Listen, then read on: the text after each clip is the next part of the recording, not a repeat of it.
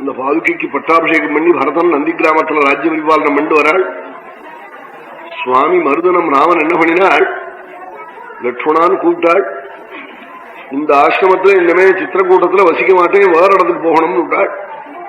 ஏன் அண்ணா, நான் புதுசா கொட்டகை எல்லாம் போட்டிருக்கேனே, நான் ஆசிரமங்கள்லாம் நிர்மாணம் பண்ணிருக்கேனே.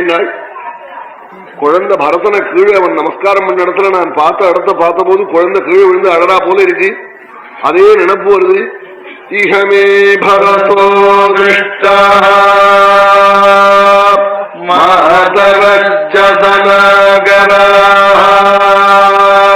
சாதமே ஸ்மிருதிரம்வேதி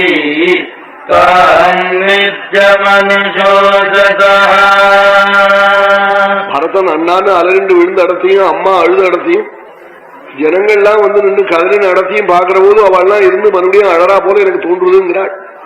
இதுதான் பகவானுடைய கருணை.